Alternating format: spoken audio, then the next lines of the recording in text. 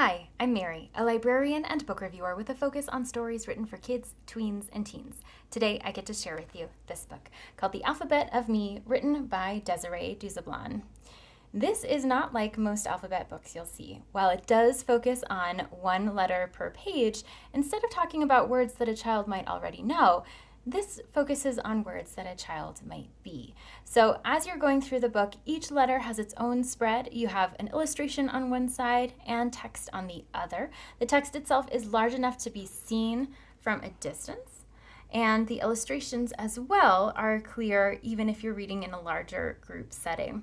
The text focuses on the letter that you're on the page as far as the alphabet goes, and it uses a lot of words that go along with that letter. So sometimes the words have the same letter sound in them, and sometimes they use the letters in a different way. So you're getting a sense of how letters can be used in words, especially in the English language, which might not always be the same from one word to the next.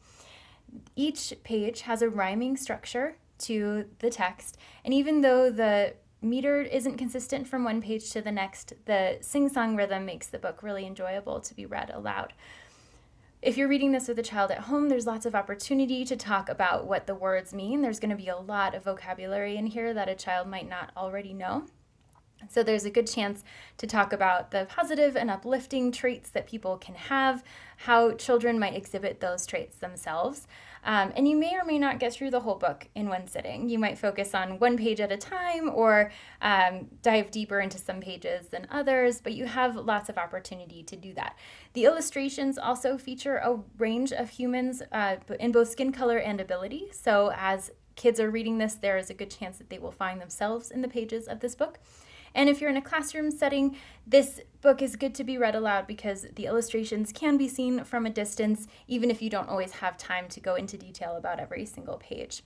So this positive and uplifting take on the traditional alphabet book is a lot of fun. It is enjoyable for both children and caregivers, and it expands a child's vocabulary at the same time. If this sounds like a great fit for you or for someone you know, I hope you look for it wherever you find your books.